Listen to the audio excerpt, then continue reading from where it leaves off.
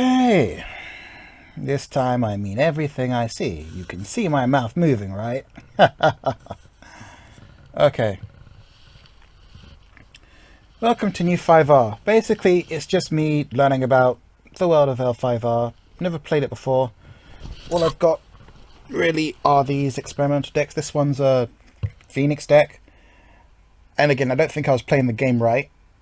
So, hopefully this will give me a chance to start off correctly. Either way, I've come up with some mild theories at the end of my video. Just going through the announcements. Not really going to post this video. This is just going to be for anyone who's subscribed and really wants to get my views and help me out with this. I'm sure not everyone wants to do that, but that's fine. Either way, I'm going to be reading this announcement now and reacting to it, and trying to give insight based upon what I've seen with the other FFG games. If you're building a room stars around the World Empire, the great clans of Rokugan remain ever vigilant, threats both internal and external. Those who serve the Chinestheon. Okay, I'd like to know what that word is. Okay, so the next one is going to be about the battle phase, and hopefully then we can still see some of these political things we heard about in the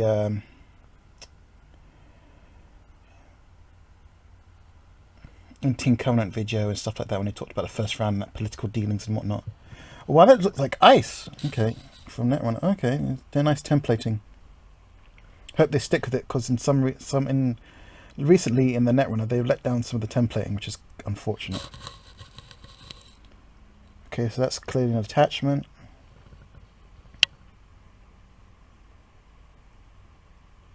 That's a holding. Okay, a staging ground. Yeah, that would be a holding, because it's an area. Choose up to 2 face down cards in your provinces and turn them chosen cards face up. That seems quite good. I imagine because you don't have to pay fate for it.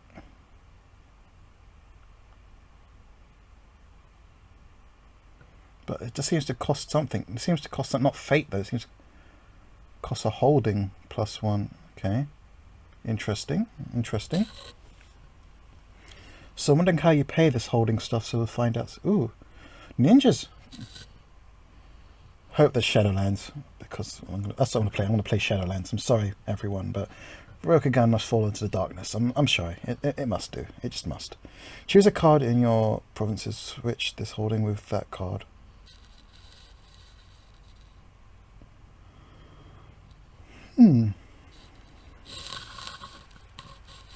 Borderlands.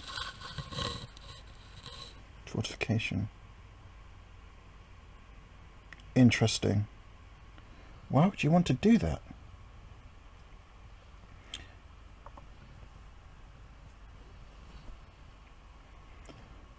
Unless these are giving you holdings, like a holding point or something like that. I don't know if it's going to be the same as Fate.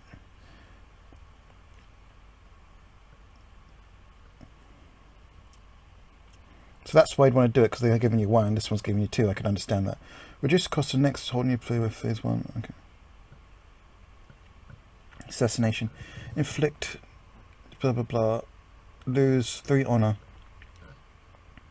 So must inflict damage, lose 3 honor. Choose. Printing cost 2 or lower, discard.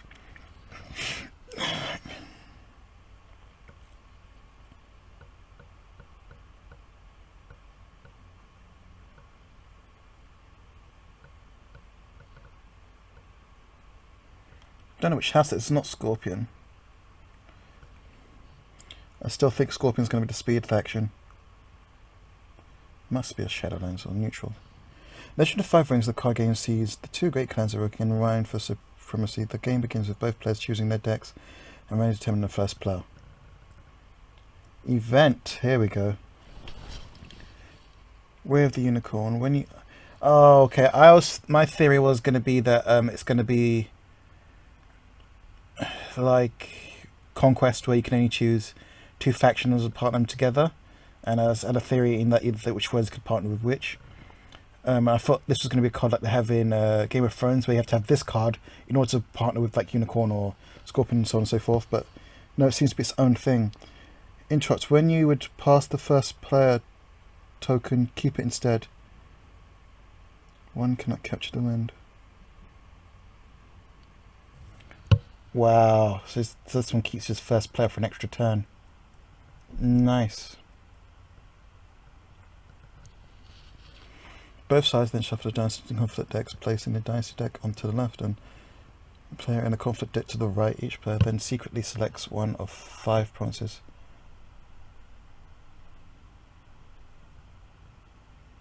Let me make sure I got this right. You determine the first player.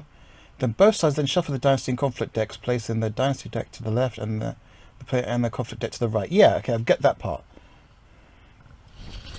I get that part. So, wait, let me just...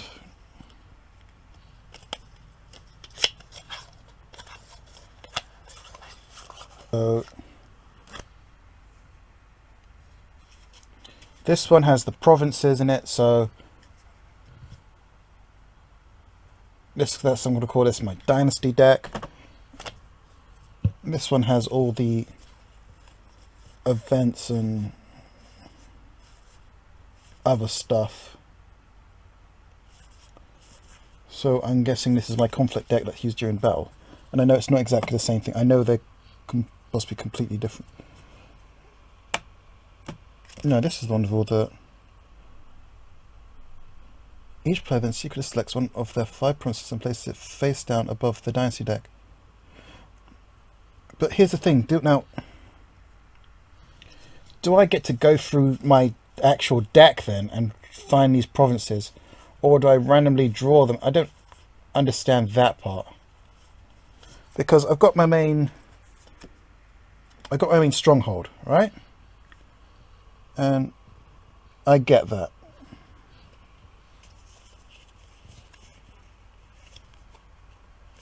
But do I like just try and find 5 holdings?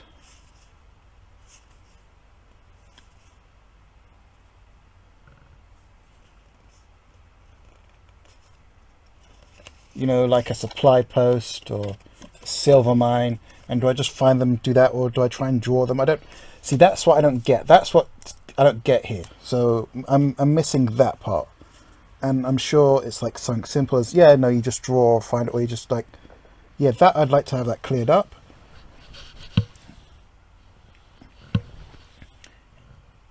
Five provinces and place it face down above their Dynasty deck, and then sets their chosen stronghold card onto it. This represents your clan's base operations and must be protected at all costs. Should your enemy successfully break the province where your stronghold resides, the game is lost, naturally. The players then place their other 4 provinces face down between the Dynasty deck and Conflict deck. Yeah, I get that, I remember. So you have to put them, you know, you've got your deck, 2 decks here, put the cards in between. I've seen that before. I remember watching that tutorial video, so I just want to make sure about that. The player then places their other 4 provinces face down between the Dynasty and Conflict decks. You know what? I should watch a video set up. I'm sure they got set up during the video, and I should just watch that. That's what I should do. That's what I should do. Creating a basis for the rest of their player. Then a card from... I swear it was 5 before. Influence. Okay, so they are doing the influence system. Influences in Netrunner. Strongholds give you vital information like the amount of honor.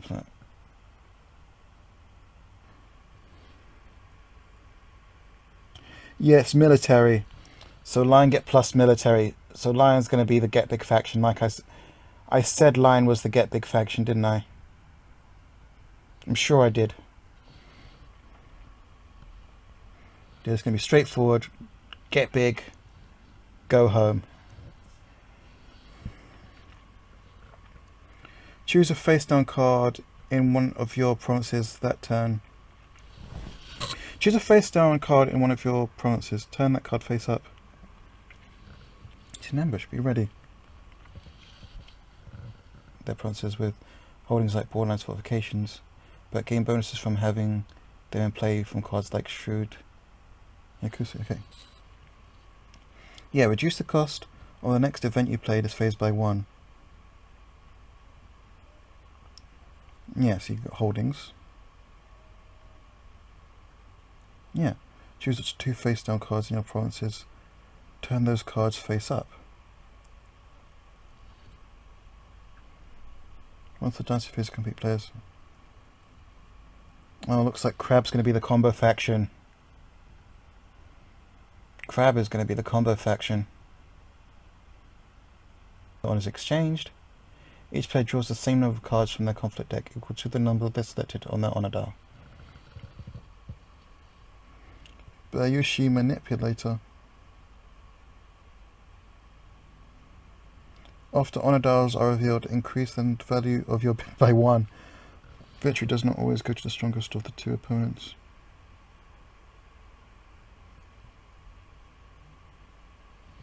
Well, that's just rude.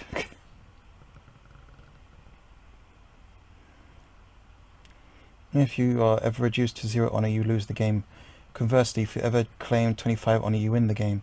It is also important to remember that there are no limits to the number of conflict cards you can have in your hand, and the more you bid, the more options you have when conflicts occur. None know the advantage of this more than the Scorpion, who not only adjusts their honor bid dials after other cards like Initiative, but can even use powerful cards based on their dishonorable... Yeah, I knew it was going to be the Dishonor clan. I knew that Scorpion would be the Dishonor clan.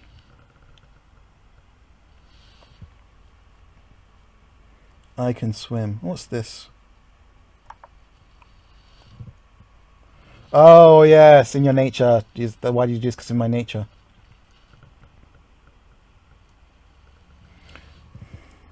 During a conflict, if the bid on your honor dial is higher than your opponent's,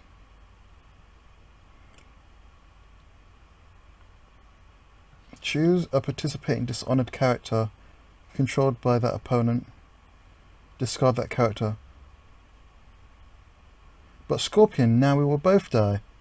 I can swim.